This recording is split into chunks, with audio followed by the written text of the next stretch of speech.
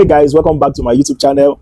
Today we are going to be discussing how to start a conversation. I know this is a major struggle for quite a number of persons, especially on your journey to learning or improving yourself in networking. One of the things that people find problematic is, what do we say when we just meet someone new? Just meeting your crush for the first time. You are meeting someone you have liked for a while and you want to finally have a date with the person. What are the things I ought to say? Or even for professional purposes, you meet someone at the event and you want to network. What are the things? How should I start a conversation? So these are the things I am going to be briefly covering in this episode, and trust me, it's going to be very, very practical. One of the things I love doing is I try my best to give something that will you can apply immediately. You don't even need so much time to wait before you apply things that I'm going to be discussing today. So make sure you watch till the very end.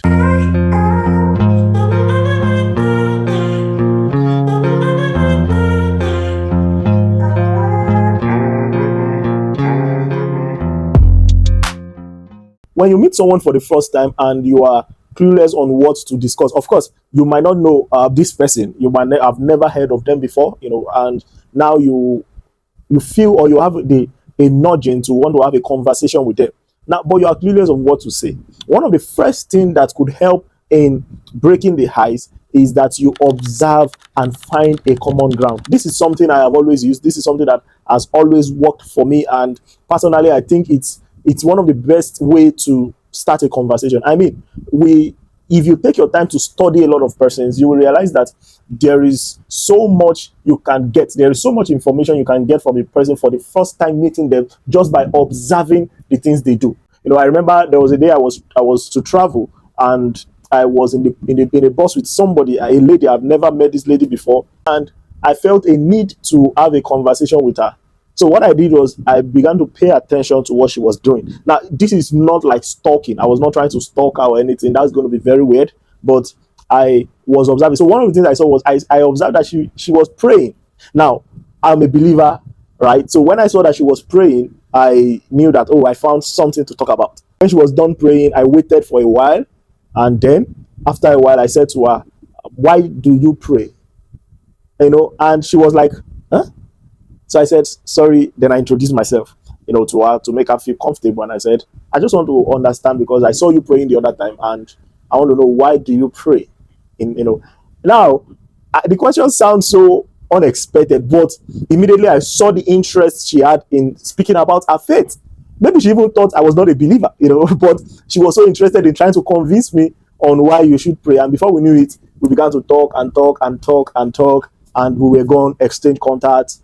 And that was it. The point is, when you take your time to observe someone for the first time, you will get to see a lot to talk about, and you can pick from those things and start a conversation. So just like myself, the prayer, observing that she was praying and using it to kickstart a conversation, you can also find something. So you met someone on the elevator and you want to start a conversation.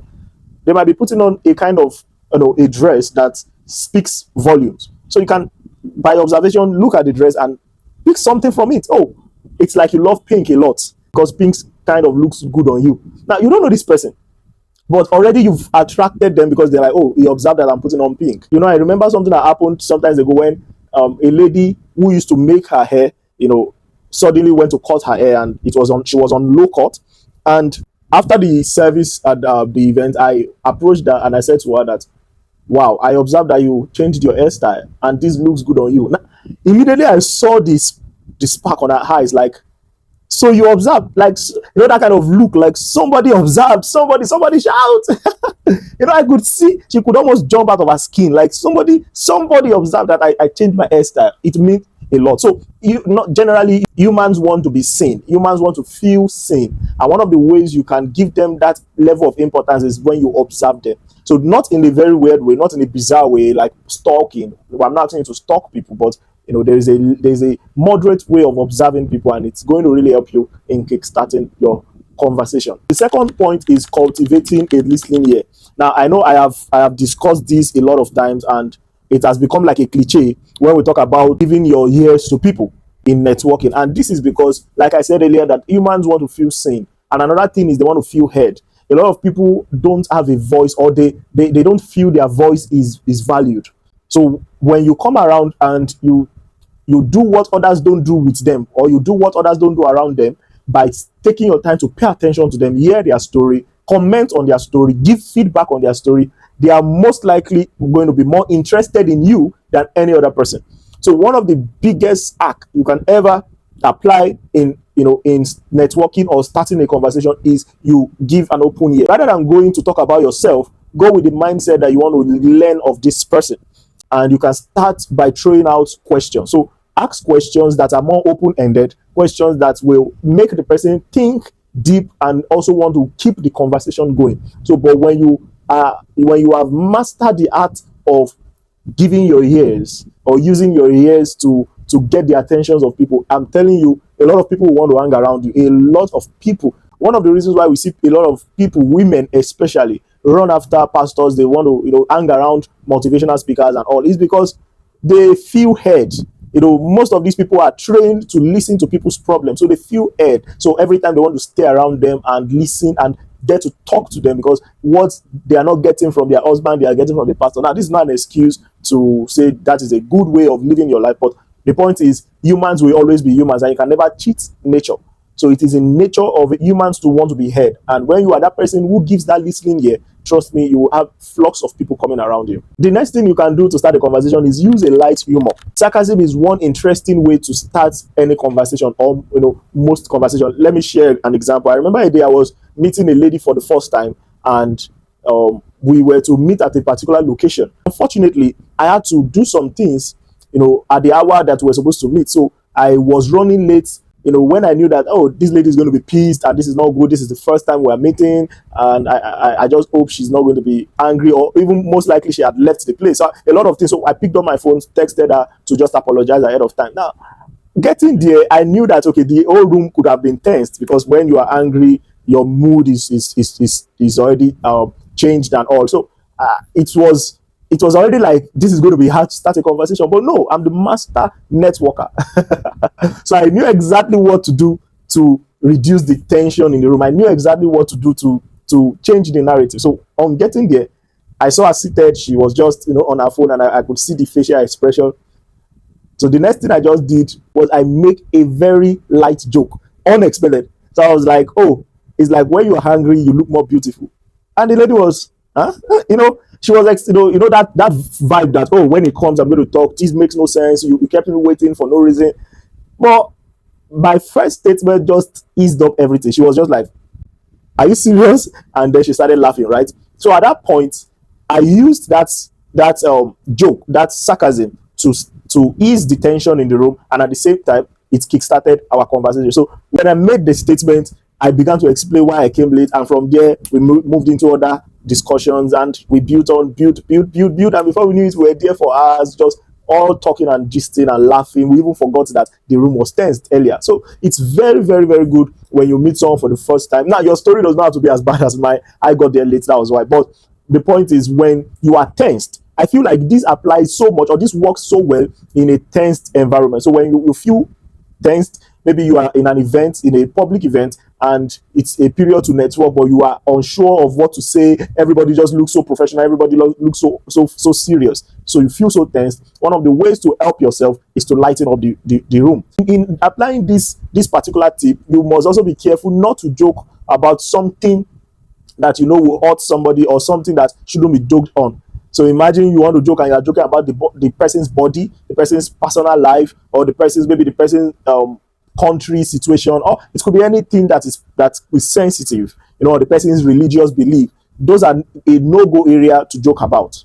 So you have to make the joke on a surface level and something light. If anything at all, you can even joke about yourself. At least it's better you are the one saying something about yourself that you won't feel offended of, than for you to say it towards someone and they feel offended. So it's a tip that I would recommend for a tensed situation. The next way to start a conversation, this one is my best go-to.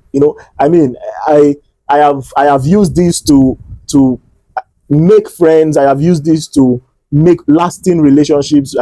Very productive relationships. I've used this to also sell my services and all. So this works for me literally every time. I can't remember a particular time it didn't work, and that is making genuine compliments. Oftentimes, when I'm unsure of the person, when I'm unsure of what the situation is going to be, how the person would want to have a conversation with me. One of the things I do is I look for something genuine. And I don't know, maybe because of I have been doing this for a long time. So I feel like I'm too good at observing and knowing exactly what to say at when to say it. I don't know. It's just me. I'm not trying to be proud here, but I mean, I've been doing this for a while. I've been so intentional about communication and networking for as far back as I can remember, over a decade. So one thing I discover is when I look at someone, I just know what to say that you will not even expect about you. And it always works for me. And I think it's going to work for everybody who does it, because the reason is simple.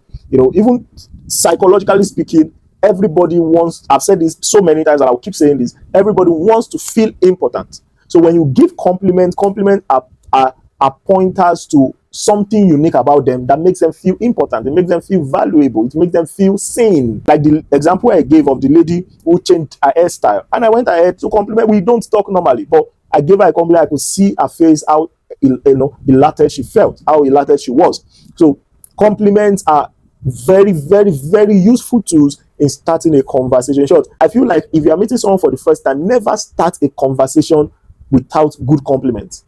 And this goes for both gender. So this is not a man's thing. It's for both male and female. Because I've observed often that most ladies also don't know how to give compliments, especially when it comes to a male and female conversations. They don't know how to give some men, most men compliments. They expect a man to just do the compliment and they accept it and they feel, so good. But no. It's very, very nice that you give compliment. I remember a particular meeting I had, the same date I spoke about that I went late for. And after the whole sarcasm and laughter in the room, I remember one of the things she did was also to compliment my skin. I was just talking and she was just like, "Oh, I was going to compliment your skin. You have a very nice skin, And it was so good to hear that. It was so good to hear that. So it's very good to look for something you admire about somebody and compliment it. There is always something. That's one thing I believe. When you observe so well, you will always see something. There is always something about that person that is worth complimenting. So always try your best never to start a conversation, especially if it's the first time meeting that person. Always try your best to start with a compliment. Trust me, you will be shocked at how long that conversation can go just from a compliment. Finally, another way to start conversations is by asking engaging questions. Most times conversations don't last because it's just boring. People just feel bored at what is being discussed. But one thing I've discovered is one of the best ways to keep a conversation going and to even start it is by asking an engaging question. Another thing I call it is an open-ended question. So what's an open-ended question? An open-ended question is the question you ask that will cause the person first to have to think before they answer, and two, to have to explain why they are answering, compared to a closed-ended question whereby the answer is just straightforward. So for instance, are you a male? Yes, I'm a male. Are you a female? Yes, I'm a female.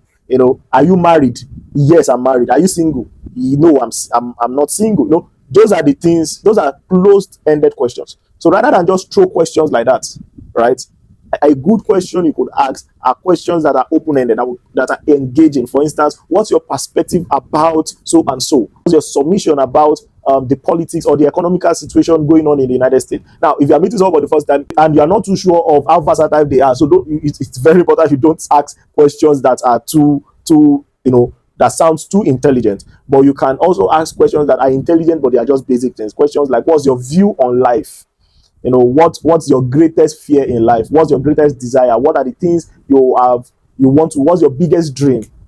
Questions like that will cause the person to actually think genuinely and say, oh, have I really thought about this? Wow, this is a very serious question. And before you know, they start speaking. So you can also let the person know you don't have to go too deep. You can just make it plain. But trust me, personally, from my experience, anytime I ask questions like this and I tell them not to go too deep, they end up going deep. Because like I said, the baseline of everything I'm saying is everybody wants to feel important, everybody wants to feel heard, and everybody wants to feel seen. So when you ask questions that are engaging, they will definitely want to share with you things that are so deep within them, not minding who you are, not minding the fact that they are just meeting you for the first time. You'll be so shocked. Should I say I am a walking evidence of this principle. It's everywhere I go, it happens. I have both male, it's not specific to gender, both male and female fall for this. I remember as at last week I went to buy some dress, in the market, and getting there, I sat down in the boutique where I was getting the materials and all. And the sales boy, because the owner of the boutique was not around, so the sales boy was engaging me, and I was just having a conversation with him. And before he knew it, he began to share with me his life experiences, deep things that has happened, secrets and all. And when it was done, it was like, I don't know why I'm sharing all this with you, but I just feel like, I need to share it with you. And in my head, I was like, me, I know why you are sharing it with me. You don't need to explain. It works, man. It works everywhere I go. I just know. I just feel like I've been able to master how to bring the best out of people, and how to bring not the worst, but how to make people feel comfortable. Yeah, that's the right word. How to make people feel comfortable to share their deepest desires. And trust me, everybody wants to share it. Things people call is a secret, or things people call is personal, actually is not as personal as they claim it is. The only reason why people are too quick to say it is personal is because they are not sure of your judgments. Listen, this is a very serious secret I'm sharing with you. The reason why most people think all these things are personal is because the society they are scared of the societal perspective of how they will view them. They are scared of how people will judge them on the long run. So they just choose to keep it to themselves because they are not sure people will really, well, even after the year, people will really care about what they have said. So, but when you are that person who shows that you care, you show that you care, and you show that you are not going to judge them wrongly, trust me, you'll be shocked at how much people want to say a lot of things. You will be so shocked. I have had people open up to me in the most weird place you can never imagine. I have had people open up to me without knowing me from nowhere, from absolutely nowhere, just because I'm able to, key into their deepest need, which is the ability, the need and the desire to feel important, the need to feel heard, and the need to feel, sane. Those are the basic human psychological need that is deep within our soul. So every time you use all of these things, they are going to work. So learn to ask engaging questions, and you'll be shocked at how much people would love to say. And trust me, they would always want to come back to have conversations with you. All right, this will be the end for today. I know I've said a lot, and I would also love that you share with me what are other things you do when you are trying to start conversations. What are other tips? We are all learning here, so I don't know it all, and I expect that you share your own knowledge as I have shared mine. Let's make this a mutual relationship here. Like I said, our desire is to be heard, to be seen, and to feel important. So make me heard, make me seen as well. Share this thing. Share my page to people, let them subscribe. Share my videos, let them subscribe, because we are sharing quality things here. Quality. Don't be deceived. We might not have the sophisticated cameras yet, but we will get there, right? But the content is sophisticated, the content is solid, the content is good, and the content is valuable. So if you know you are enjoying everything we are doing here, just do it to share. Anyways, thank you for watching to the very end, and I know you have enjoyed. Don't forget, drop your comment, like, share, and subscribe. Until next time, see you soon. Bye.